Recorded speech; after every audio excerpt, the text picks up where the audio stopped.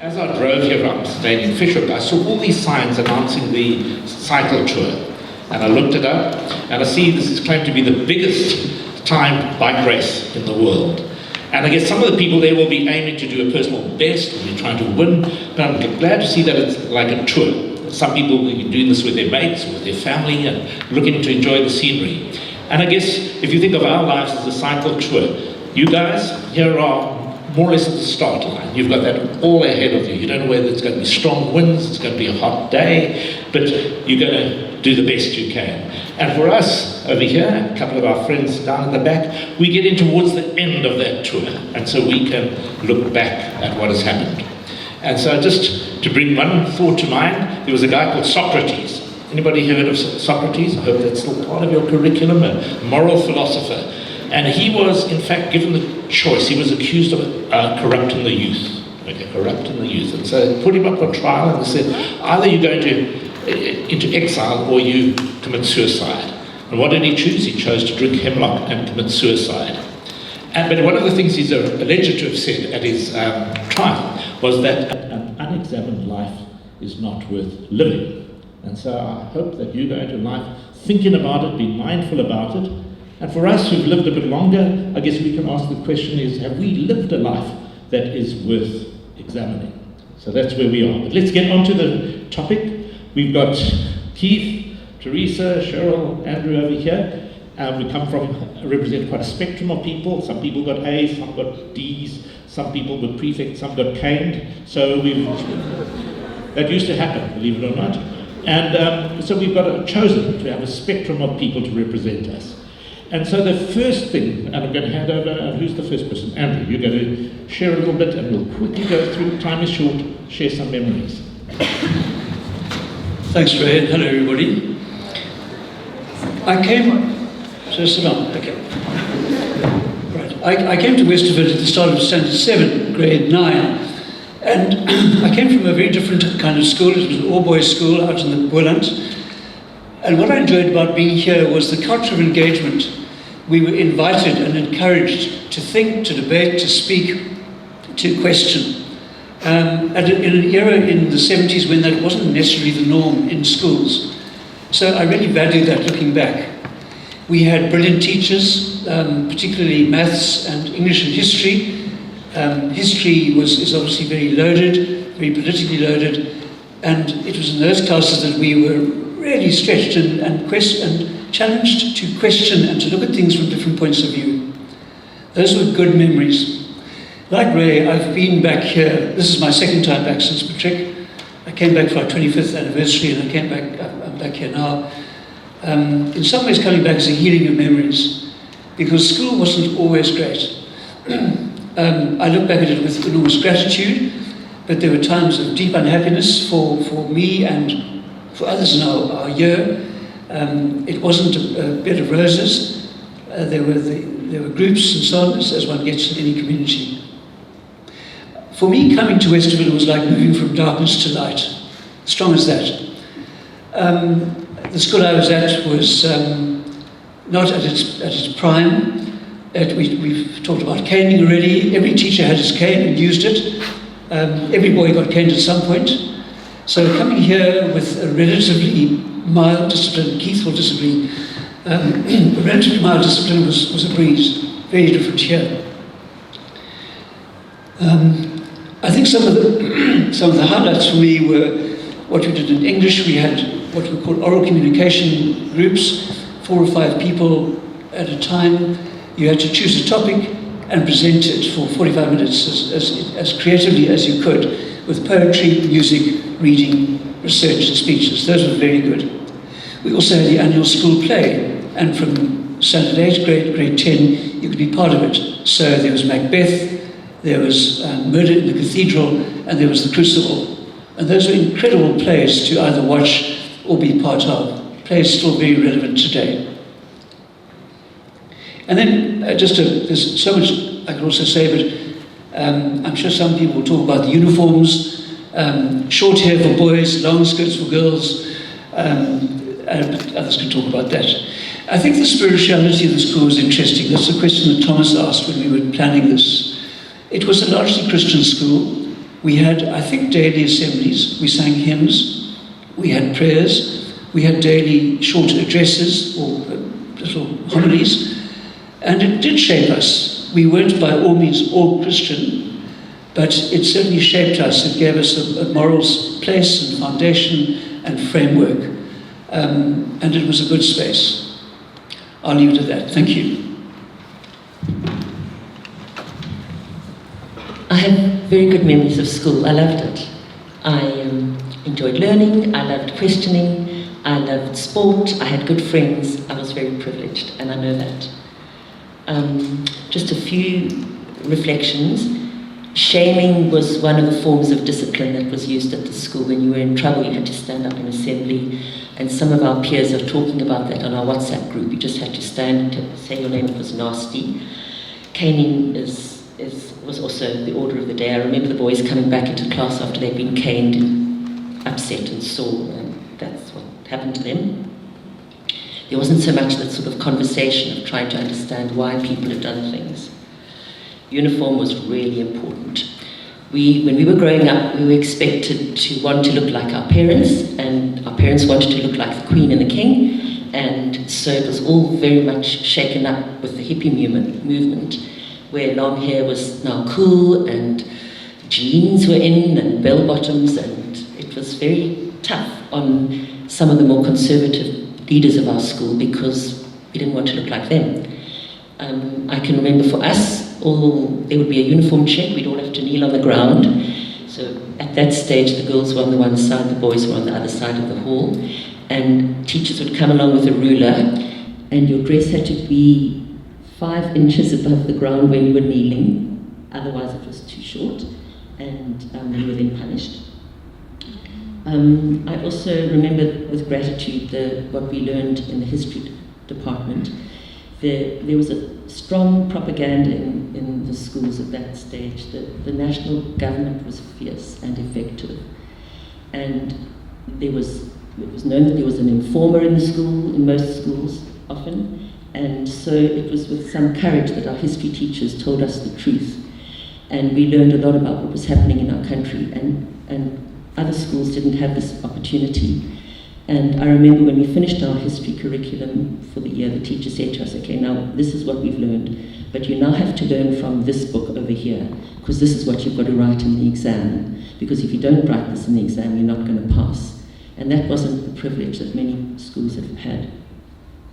I also remember when we were in standard 6 and 7, grade 8 and 9, and 10, I think, we had these cotton checked dresses with sort of gathers at the waist, and they sort of flounced out and blew up, and they were sort of shirtwaisters, and then polyester came in because now this was, the new thing. So then when we got to grade 11, we had these ones that have only just phased out so that our parents didn't have to iron our school clothes before we came to school, because that's what you had to do with cotton.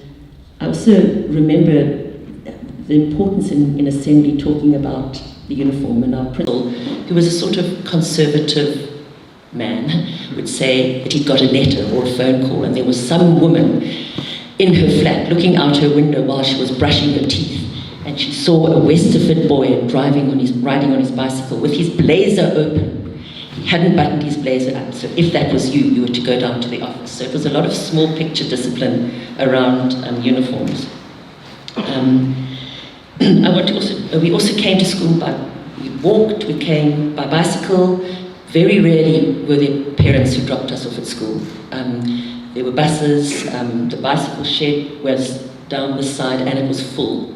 So people who had bicycles, you had to manage your hockey stick, your violin, your suitcase. We didn't have backpacks, we had suitcases that we had to carry, like a little cardboard box. I then want to end with talking about the women teachers in the school, and I feel quite strongly about that, because part of the whole political background was that there was a hierarchy of people, and so our women teachers were allowed to teach for 5 years if they got married or if they were married in that period of time. So if they got married in year 3, they could teach for another 2 years, and then they were sent out to pasture, and there was no change of that. And so we had a series of young women teachers coming through. I think there were about 3 women who were older, unmarried. And that was it when I started. I'm a teacher. When I started that, I also had this enforced on me. You were allowed at that stage, I think, 1.5 married women teachers. But it was really very, very much part of this control that we grew up in. Yeah. The main thing I remember is punishments. If your tie was down or your hand was in your pocket, you got detention. Being me, I would walk into detention with my tie down and my hands in my pockets, and then I would get a caning. And all that really taught me was you can do anything you want if you're prepared to accept the consequences. So pretty much opposite to what they were trying to teach us. They didn't make me better or more obedient. They made me more rebellious. I'm not sure what happens to you guys nowadays. I noticed a few of you hands in pockets and ties loose. Noel Taylor must be spinning in his grave. Okay, that's about it, what I remember of school.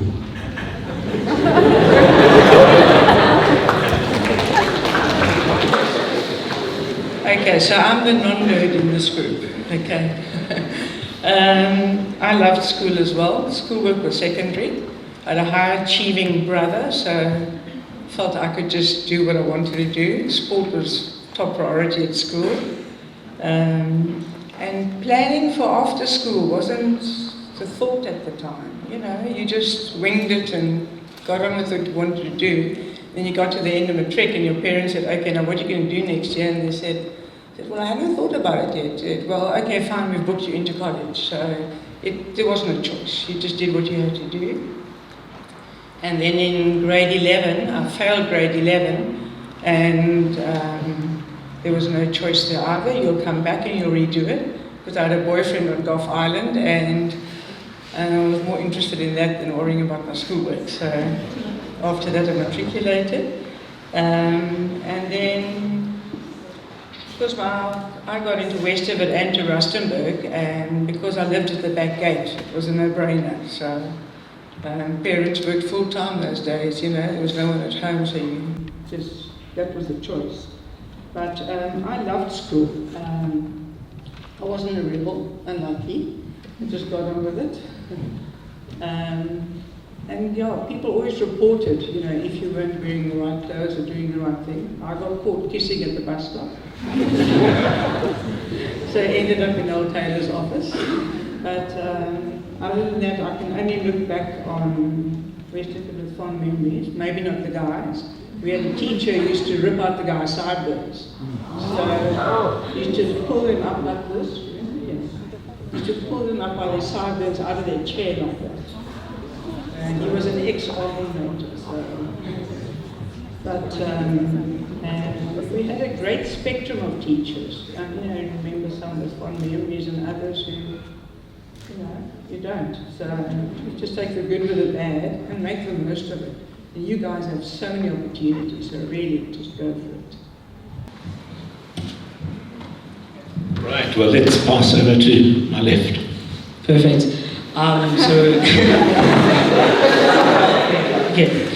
It was very interesting to hear all your stories, especially the punishment. But luckily, we don't have punishment here in Westerford, So my fondest memories of Westerford, obviously slog, which I was fortunate enough to experience 3 times. And my favorite memory is orientation week in grade 8. So it's like a 3-week period. We just get taught the culture of the school, kind of the ethos of the school. And it stood out to me because you only experience it once in your whole high school career. And there was prefects there, and you looked up to them and wondering, I want to be like them one day. And luckily, kind of am. So yeah. Okay, so much like Inga, I also really loved the first term of grade 8 because that was pre-COVID, when the world was pre-COVID, so a different world. And the other memories after COVID, after we started to recover, was the history tour that I've just recently been on. Westerford is, we were able to go to Vietnam and Cambodia and Thailand, which is quite elitist. Westerford, I don't think it was always elitist though. It doesn't sound like it was. But yes, and then another trip was Orange River. And last year I went to Situlele in the Eastern Cape to tutor children who were very smart. They did not need tutoring. But yes, please guys, please sign up for Situlele. It's an amazing opportunity. Please go and donate. Yes. So you mentioned how the religion was largely a Christian school back then, but now it is very secular. Like Westerford encourages you to express your own religion and yourself, and just like be a part of different communities. So you can learn about Islam, about Christianity. Like it is very open, and there are many different things you can learn about. And then in terms of focus, after school you said that people would like to start with the flow and with vibes. That is not the case now. In grade 10 you are already thinking about which university you want to apply to, like what course do you have to do, all these things. People are hyper stressed all the time. I think I speak about it every single day. And it's a whole different mindset here now. I feel like everyone just is more stressed about it, or just is focused on it, like from our parents, from our teachers, and ourselves as people.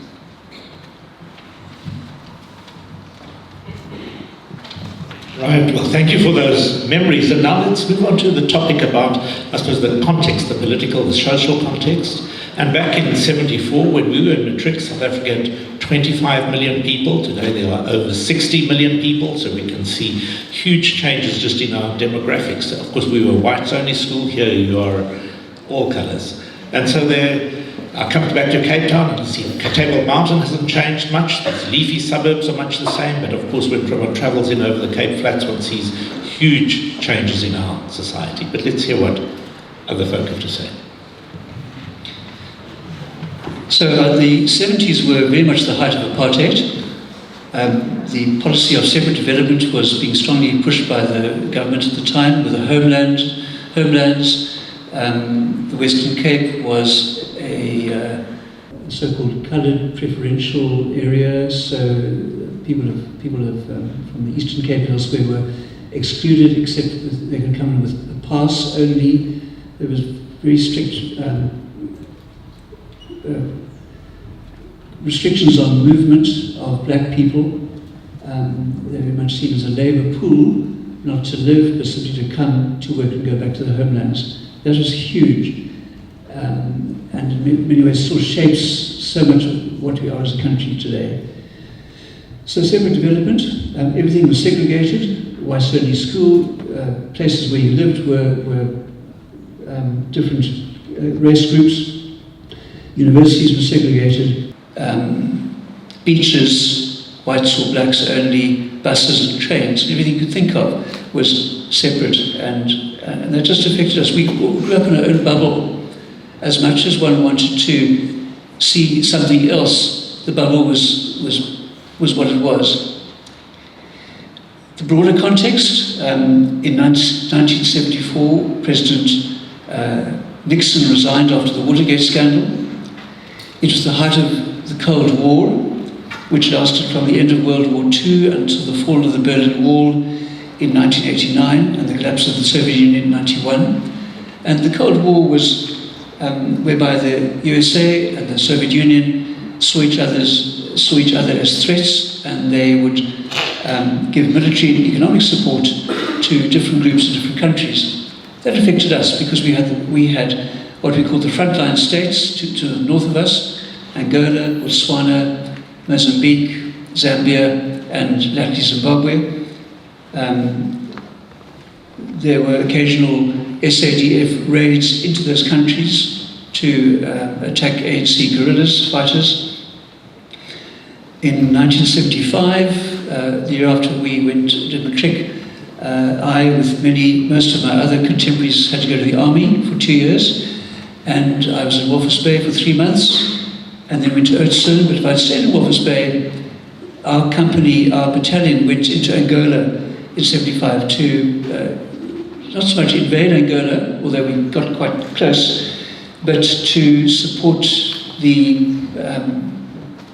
Jonas Savimbi group against the communist-backed, the Cuban-backed the other one. So the Cold War affected us quite hugely, and it also affected the way we saw the world, with the army being seen as, portrayed as a kind of defense against communism. There was a very real fear at that time. Also the Vietnam War was on the go. It ended in April 1975, so the year after we did the trick. Steve Biko died in police custody in 1977. The Rhodesian Bush War was on the go. That ended in 1979. So all my university activities from Rhodesia had been in the Bush War, and that affected all of us hugely. In 1976, I was in my second year in the army. We were up in Namibia. And of course, it was all pre-cell phones and everything else, so we had limited contact, but we heard on a little radio about what were being called the Soweto riots in June 76. And looking back, I realized how completely ignorant we were of the implications of that. We hadn't a clue what was happening. We dismissed it as just nothing. But of course, it changed the nature of our country. So it just underlined for me how much in a bubble we were, even though I came from a reading, thinking, liberal, English-speaking family. We were in a bubble. Press censorship was quite strong. My dad used to get an English newspaper posted out to him, so he knew about the Angolan invasion, but nobody in the country knew about it because of censorship. Yeah, that was something of our context.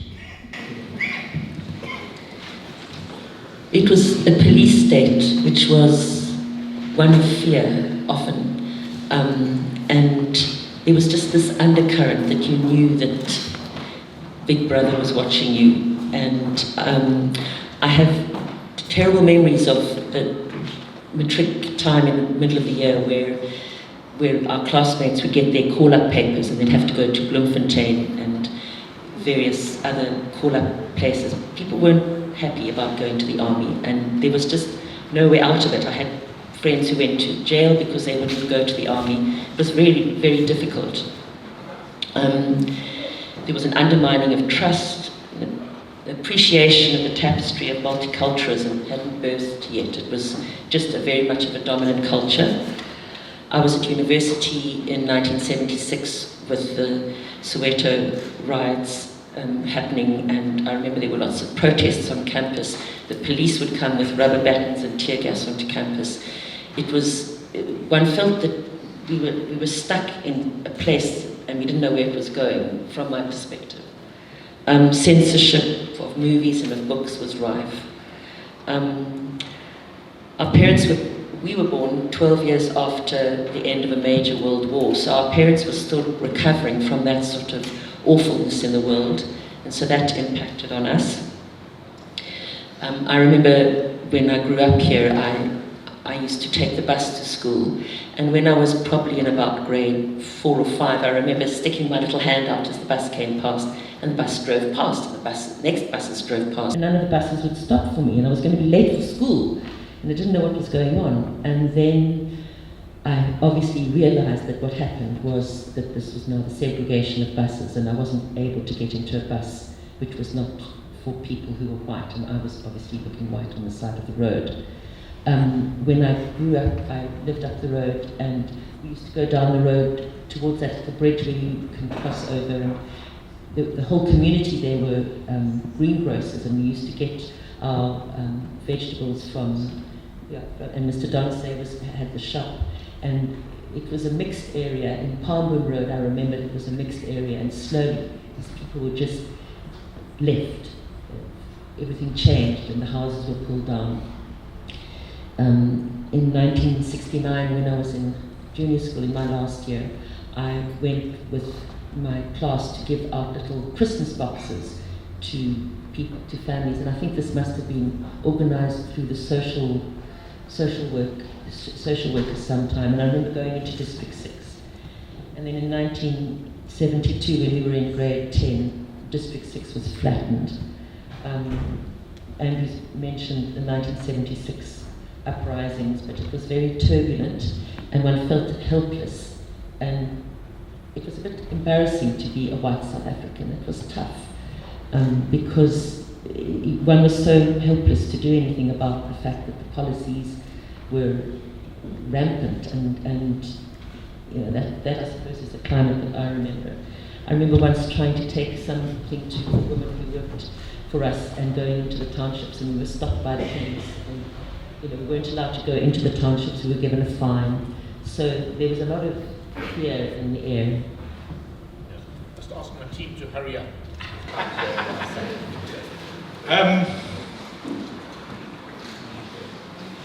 It was a little bit stranger. Almost all the schools at that stage, the boys had to attend cadets, which was Navy, Army. Somehow Noel Taylor got the school excused from that.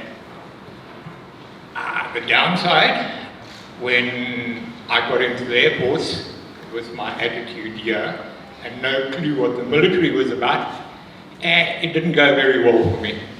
I was pretty lucky. I was the last intake for the Air Force that only had to do 1 year. Everyone else after that was 2 years. It was an experience I'm very glad none of you have to live through. I'm very glad I grew up in those days. Life was a lot simpler. We could walk around, we could go to midnight movies by ourselves. Life wasn't as dangerous.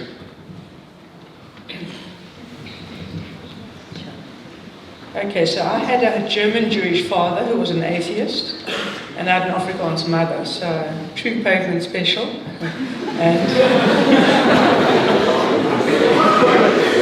And politics was definitely not the topic of conversation in the household growing up. I remember the Soweto uprising. The protest started in '74 in our matric year. Then they were all protesting against Afrikaans and English being used equally as a language of instruction in school. And obviously with the association with apartheid and Afrikaans, that didn't go down very well. So it was really tough then, and obviously all these uprisings also strengthened the anti-apartheid movement, which we also just felt we had no control over. We were just part of this huge train that seemed to be tunneling through. Sporting bans came in, and we were banned. South African teams were banned from going overseas. And then you had the British Lions did that road tour to South Africa. And then obviously with Nixon and the Watergate scandal, there was another example of a huge cover-up. Doesn't seem to have changed much in generations going on. Now at the moment, obviously we in the throes of waiting for new elections. The political coalitions are strong. We're not quite sure where they're going to take us, so everyone's talking about manifestos and elections. The second half of this year, we'll see where it'll take us, whether it's a new cabinet, a new president, a new government. We don't actually know which way it's going to go. We just feel that our democracy seems to be backsliding. Are they going for illiberalism where they can, under the guise of democracy, still do what they want to do and not abide by the Constitution? As we all know, the energy crisis is huge, more in the dark than ever, literally and figuratively. And our unemployment's at an all-time high, and our police officials seem to be more corrupt than ever. There just seems to be a level of lawlessness where everyone just seems to do what they like. So,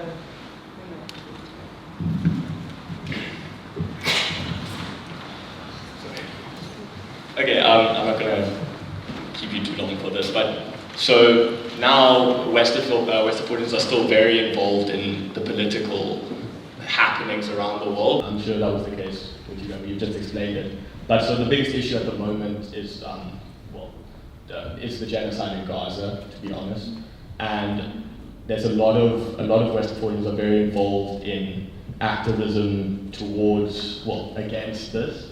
And then also through the school, there's also been a protest a couple of months back. So that's just an example of Westerfordians still are very, very involved in the political climate of the world. And also through Westerford, they get an opportunity to do a certain amount of activism. I'll talk on. So, obviously, your class lived during the apartheid regime, and we are post-apartheid. And also recognize that you are a white-only panel, and we have a lot of PhDs on this panel. And so, obviously, our lived experiences were completely different. As you were the white people during apartheid, so there was better, so you lived a better life compared to black South Africans during that time. And so for us, we feel the legacy of apartheid in our education in South Africa. And there's a massive inequality between schools, especially like POC-only schools and white-only schools, for example. And so, and here at Westerford, we do have pupils who come from underprivileged schools and make it to Westerford, and we do have programs in place just to kind of level out the playing field, so like everyone has an equal opportunity to succeed in a sense. Yeah. Anybody more from my left who wants to comment on this point? Just on the legacy of apartheid, there's a couple things that the school has implemented to try and mitigate, because it's really hard to get completely rid of it. It's 30 odd years from apartheid and we still struggle with it. So I thought it was just interesting, Westerford has quite a big emphasis on diversity, especially for you. You would have had 0 POC teachers, I imagine. Maybe the ground staff, maybe, but here at Westerford there's now an effort to hire POC teachers, because it's been proven that, if you're a person of colour and you have teachers who are also people of colour, it's not just you in this white world, you perform better. And that's not an opinion that's been proven. So I thought that was an interesting effort by the school to kind of mitigate this legacy. Thank you. Let's move on. I know time is running by, but the next topic is really what is our view of Westerford now from our vantage point. I know, Cheryl, we're going to chip in here. Nobody else has much experience. My 3 children came to Westerford, so I've been involved and I've also done a little bit of work here. So I'm glad that you have a more relaxed view of uniform and a little bit more informed about what the real world is about. I'm glad you've got a wider subject choice. I'm glad there's greater diversity within the school. That's a great privilege. When we were at school, there were lots of Jewish people at the school, lots in our community, and many of those people have left the country, and so that was the only kind of diversity that we were exposed to for people being different. It still has a lot of memories. Energy, the school seems to have, is much more maroon than when we were here. There's more maroon in the uniform. There's one thing that I've been party to because of the Founders Day on Friday, and I was given the program. And I must say, my heart sank when I saw that one of the things that has now crept in is the hymn, I vow to thee my country, because I don't like it, and I don't believe in it, and I think it's ghastly. And I've been teaching at a school where it is sort of trumpeted from every sports field, and I used to say, we would never sing this at Westerford, and now my arrogance is actually proven. So I think what I really dislike about it is this the military verse, which talks about, the final sacrifice, the love that asks no questions, the love that pays the price, that lays upon the altar the dearest and the best. What sort of love is that? And I just think that to kind of have this unquestioning obedience when people are asked to kill another human being is just not okay. So I am surprised that that has crept in here, because I've always thought that Westerford such a questioning school, and would consider why on earth we would bring a British hymn from the 20s when they were trying to get people to come in from afar to fight for the motherland, as it was called then. And I used to say to my students, how come you sing that? You know what you're singing. And they'd say, oh man, you don't think about the words. It's just nice to belt it out together. So then I'd say, well, just sing Twinkle, Twinkle, Little Star or something, because that's not harmful. But so that has been a shock to me, actually, that I've picked up this week. Cheryl, just remember Socrates. He was accused of trying to corrupt the young, but that's a challenge for you. Think about your school son and what you do with it. Anybody here want to make a comment on this topic from the school panel? The last topic that we're going to do is just offer a few, and we were asked by the class of 24 to give some words of advice, and they'll be very tentative. But before we get onto that topic, anything more from your side that you hear? Just on our school song, I feel like now it's a bit more tempered down. It's not so much like, about violence and Arsenal or anything. So essentially it's more about getting the best out of each pupil and representing your school the right way. And if anyone is interested at all, Ivo has kindly typed out the old version of the school song, and we can send it on the grade group. But it's very interesting. Thank you. I was going to say that, but again. Right, let's move on to the last topic, and some people who've ridden the tour before, okay, and we'll give you perhaps some tips as to how you should get fit for it, how you should ride the race. I think looking back over 50 years, our year group has suffered loss, grief. We've buried siblings, we've buried spouses, we've buried parents, we've had our own suffering. And I think it's engendered in us a degree of compassion. And so I think my word would be to have compassion on one another and have compassion on yourself. Enjoy your young bodies. Enjoy your young bodies. Also interact with as broad a group of people as you possibly can. Different culture, different background, different language. Just be interested in people who are different to you. Also, if you've been hurt or cut or wounded or had a terribly bad experience somewhere in your growing years that you know is still with you and it's still a limp, speak to somebody, because those things don't really go away.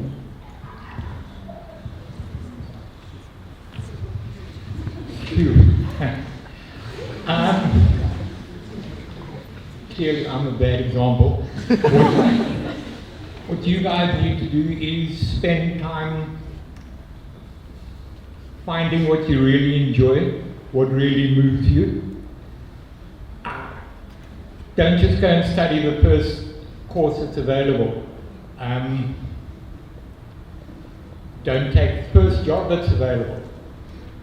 At the moment, you've got years of doing things, and then all of a sudden you are going to be sitting here wondering what happened. So take the time, find what's right for you before just going out there and doing anything. I think it's easy to give advice, not so easy to take it. I think just be true to yourself, be you, as everyone else has taken.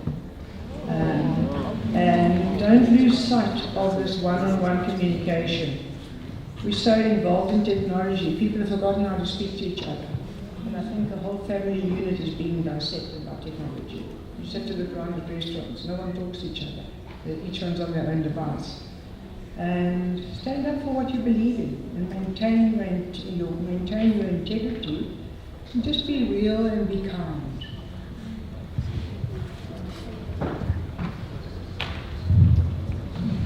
Don't be afraid to say what you think.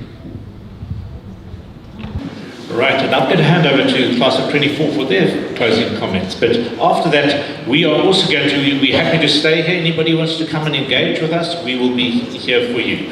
And we appreciate that.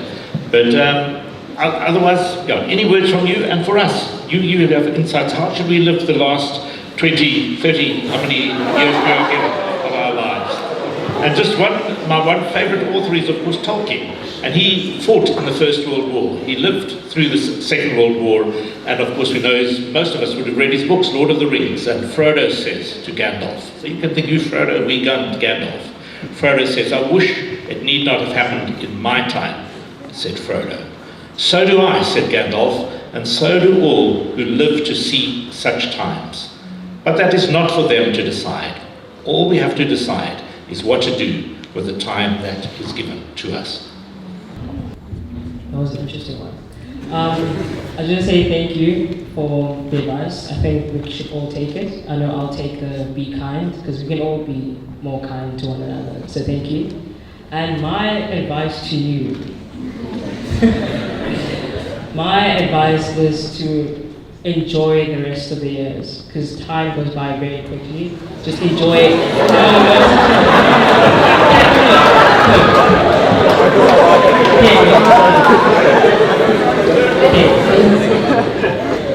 Just enjoy it. If you want to buy a private jet and fly to a beach somewhere, do it. Just enjoy that. Just have fun.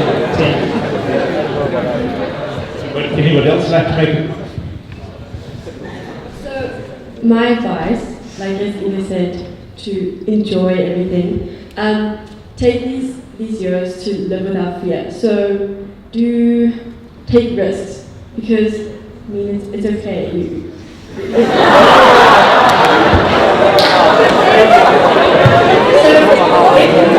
If at some point in your youth you wanted to go bungee jumping, go do that now. Just go travel. If you haven't been travel, just do whatever you think sounds interesting. Don't fear it. So act with reason. Okay, I think my bit of advice is just to soak it all in. You guys have lived, okay, I don't want to say it very long.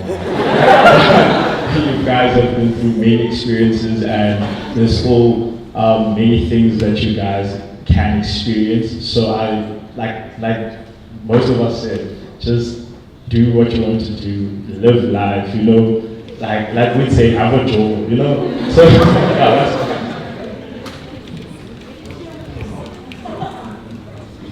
I said act within reason, but also I feel like you should do what you're doing now, which is like to impact the youth, and because you can live on through somebody else, and just if you have had an impact on their life, then you have done something to help someone else, and maybe they help someone else. So just like continue that chain of goodness.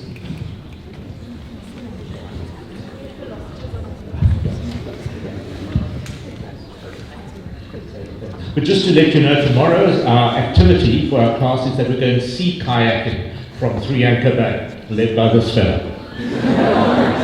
Okay, I just want to say thank you for taking time out of your busy lives to be here and being part of this amazing conversation. And I also want to say thank you to HCA for making the poster. It was a very good poster. And thank you to all the people for being an amazing audience, for laughing at our jokes. And we wish you have an amazing day on Friday and have an amazing day tomorrow, especially. Thank you.